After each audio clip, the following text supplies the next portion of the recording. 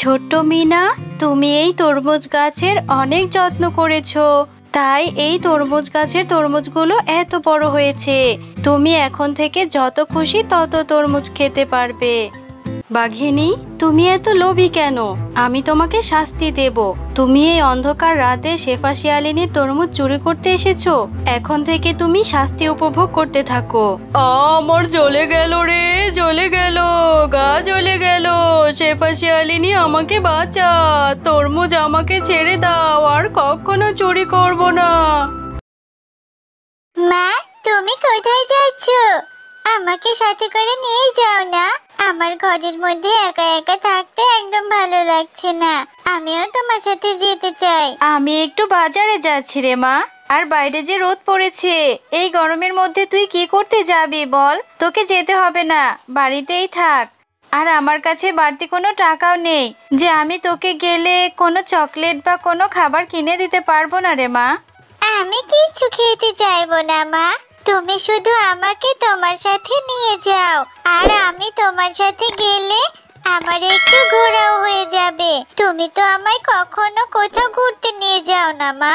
এরপর মিনা তার মায়ের সাথে বাজারে যায়। তার মা যখন বাজার করছিল, তখন মিনা পাশের দোকানের তরমুজের দিকে একধেয়ে তাকিয়ে তাকিয়ে দেখছিল। মা, ওই দেখো না, পাশের দোকানে কতগুলো তরমুজ দেখা যাচ্ছে। ওই তরমুজগুলো নিশ্চয়ই খেতে অনেক মজা হবে, তাই না মা? তুমি কি আমায় একটা তরমুজ কিনে দেবে মা? মিনা, এই জন্যই তো আমি তোকে আনতে চাইনি। আমি জানি তুই এসে এরকম বায়না ধরবি। আমার কাছে যা টাকা আছে সেগুলো দিয়ে তো বাজারই করতে পারবো না। আর একটা তরমুজের অনেক টাকা দাম মা। আমরা কিভাবে কিনে খাবো?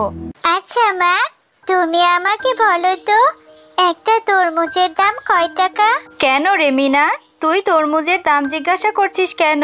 তরমুজের দাম শুনে কি করবি? একটা তরমুজের দাম তো 200 টাকা।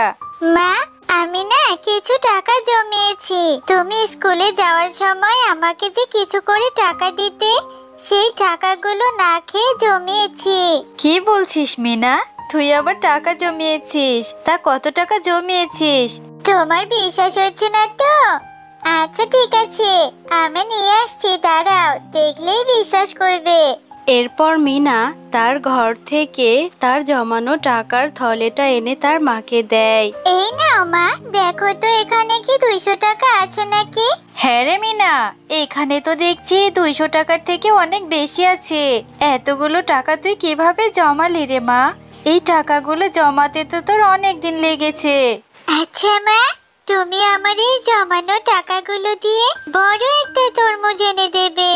তারপর আমি মন ভরে অনেক তরমুজ খাবো। আচ্ছা মিনা, ঠিক আছে, আমি আজকেই যাব আর অনেক বড় একটা তরমুজ এনে দেব তোকে। এরপর শেফা শিয়ালিনী তার মেয়ের জমানো টাকাগুলো নিয়ে তরমুজ কেনার জন্য চলে যায়। আচ্ছা সিংহ মামা, তোমার দোকানের সব থেকে বড় তরমুজটা কয় টাকা? আমাকে তোমার দোকানের সব থেকে বড় তরমুজটা দাও দেখিনি। আমার মেয়েটা নিজে টাকা জমিয়েছে তরমুজ খাবে বলে। এরপর শেফা শিয়ালিনী বড় একটা তরমুজ তার মেয়ের জন্য কিনে নিয়ে যায়। আরে ওই তো দেখা যাচ্ছে শেফা শিয়ালিনী বড় একটা তরমুজ নিয়ে আসছে। এত টাকা কোথায় পেলো? কি রে শেফা, এই তরমুজ কোত্থেকে আনলি? আরে বাঘিনী মাম্মি যে, তরমুজটা বাজার থেকে কিনে নিয়ে এলাম।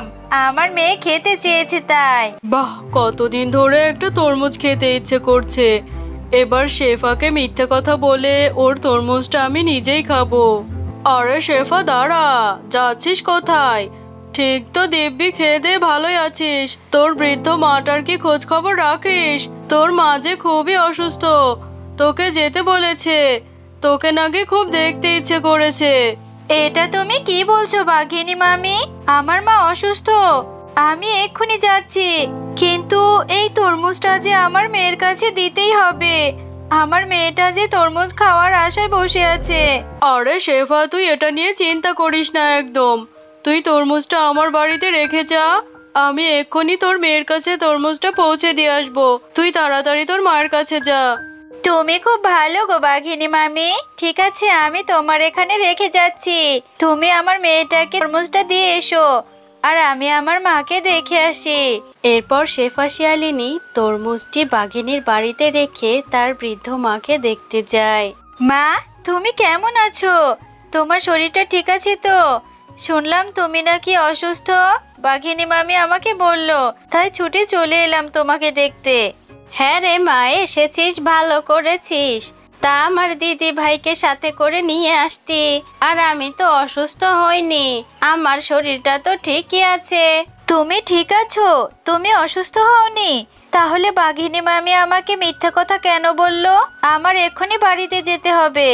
আমার মেয়েটাকে আমি একা রেখে এসেছি। আমি তাহলে আজকে যাই মা, অন্য একদিন আসবো। কে বলি না এলি, এক্ষুনি চলে যাবি? একটু জল খাবার তো খেয়ে যা। সাবধানে যাস মা, আবার আসার সময় মিনা দিদি ভাইকে নিয়ে আসবি কিন্তু। মা, তুমি আসতে এত দেরি করলে কেন? আর তুমি না আমার থেকে টাকা নিয়ে গেলে, বললে যে আমার জন্য তরমুজ আনবে। আমার তরমুজ আনোনি? কেন রে মিনা, তুই কি তাহলে তরমুজ খাসনি? আমি যে বাঘিনী মামির কাছে তরমুজ কিনে পাঠিয়ে দিলাম, তাহলে কি বাঘিনী মামি তোকে তরমুজটা দিয়ে যায়নি? কই না তো, আমাকে তো কেউই তরমুজ দিয়ে যায়নি। আমি তো সেই কখন থেকে উঠোনে তোমার জন্য বসে আছি। তুমি তরমুজ আনবে আর আমি খাবো। তাহলে বাঘিনী মামি হয়তো আমাকে মিথ্যে কথা বলে ঠকিয়ে তরমুজটা নিজেরাই খেয়ে নিয়েছে। থাক মা, তুই মন খারাপ করিস না, আমি টাকা জমিয়ে তোকে তরমুজ কিনে দেব। আচ্ছা ঠিক আছে, তরমুজ তো খাওয়াই হলো না। আমি তাহলে মাঠে গিয়ে বন্ধুদের সাথে একটু খেলা করে আসি। ঠিক আছে যা, কিন্তু সন্ধে হওয়ার আগে তাড়াতাড়ি বাড়িতে ফিরে আসবি কিন্তু। জানিস মিনা, আজকে না আমি অনেক বড় একটা তরমুজ খেয়েছি। আমার মা আমার জন্য তরমুজ এনেছিল, কি যে মজা লেগেছে। ও, তরমুজ খেয়েছিস? আমারও না তরমুজ খেতে খুব ইচ্ছে করে। এখন তো অনেক দেরি হয়ে যাচ্ছে, চল বাড়িতে চলে যাই। এরপর খেলা শেষ করে মিনা বিনার সাথে বাড়ির দিকে যেতে থাকে। আর যেতে যেতে সে বিনাদের বাড়ির সামনে কিছু তরমুজের খোসা এবং বীজ দেখতে পায়। বিনা, তোরা তরমুজ খেয়েছিস আর তরমুজের বীজ আর খোসাগুলো ফেলে রেখেছিস? আমি তাহলে এই বীজগুলো নিয়ে যাই, তারপর বাড়ির উঠোনে লাগিয়ে দেব। অনেক তরমুজ হবে। ঠিক আছে মিনা, তুই এগুলো নিয়ে যা। আর মা এগুলো তো ফেলে দিয়েছিল। এরপর মিনা ফেলে রাখা সেই তরমুজের বীজগুলো উঠিয়ে বাড়িতে নিয়ে যায় আর বাড়িতে গিয়ে তার উঠোনে রোপণ করতে থাকে। আরে মিনা, তুই এগুলো কি রোপণ করলি? আর এগুলো তুই কোথায় পেলি? মা, আমি যখন বিনাদের বাড়ির সামনে দিয়ে বাসায় ফিরছিলাম, তখন আমি ওদের বাড়ির সামনে কিছু তরমুজের খোসা ও বীজ পেয়েছি। আর সেই বীজগুলো বাড়িতে নিয়ে এসে রোপণ করেছি। এর থেকে গাছ হবে, তরমুজ হবে, আর আমি মন ভরে তরমুজ খাবো। ও, আমার টাকার কেনা তরমুজ খেয়ে বীজগুলো আর খোসাগুলো ওখানে ফেলে রেখেছে, আর সেগুলো তুই কুড়িয়ে নিয়ে এসেছিস? পাগলি কোথাকার! কিছুদিন পর সেই বীজগুলো থেকে একটা চারা গাছ হয়, আর সেই চারা গাছের মিনা অনেক যত্ন নিতে থাকে। এভাবে কয়েক মাস পর সেই চারা গাছটি অনেক বড় হয়ে যায়, আর সেই গাছে অনেকগুলো তরমুজ ধরে। মা, দেখো আমাদের গাছে কত তরমুজ ধরেছে। এখন থেকে রোজ রোজ আমি অনেক তরমুজ খেতে পারবো। হ্যাঁ রে মিনা, তাই তো দেখতে পাচ্ছি। এত বড় তরমুজের গাছ আমি কোনোদিনই দেখিনি। আল্লাহ আমাদের উপরে সহায় হয়েছে রে মা। হ্যাঁ শেফা শিয়ালিনী, তুমি ঠিকই বলেছ। তোমার ছোট্ট মেয়ে মিনা এই গাছটির অনেক যত্ন করেছে, তাই আল্লাহ তোমাদের উপর রহম করেছে। এই গাছের তরমুজ কোনোদিনই শেষ হবে না, আর তোমরা এই গাছের তরমুজগুলো যত খুশি বিক্রি করতে পারবে। এ বাবা, এই তরমুজ দেখে আবার কথাও বলে। তুমি এগুলো কি বলছো, জাদুর তরমুজ? আচ্ছা ঠিক আছে, এখন থেকে এই তরমুজগুলো আমি বাজারে বিক্রি করব। এরপর থেকে শেফা শিয়ালিনী তরমুজগুলো বাজারে বিক্রি করতে থাকে, আর একদিন বাঘিনী এসে সেটা দেখে ফেলে। আরে শেফা, তুই এতগুলো তরমুজ কোথায় পেলি? আবার তরমুজের ব্যবসাও শুরু করেছিস? এরপর শেফা শিয়ালিনী সরল মনে বাঘিনীকে সব কথা খুলে বলে। ও, এই ব্যাপার। মিথ্যে কথা বলার জায়গা পাস না, তাই না? এই তরমুজগুলো নিশ্চয়ই চুরি করে এনেছিস। আমিও দেখবো তোর গাছের তরমুজ কেমন। বুঝলি বিনা, মিনাদের বাড়িতে নাকি এক জাদুর তরমুজ গাছ আছে। সেই গাছের তরমুজ নাকি কখনোই শেষ হয় না।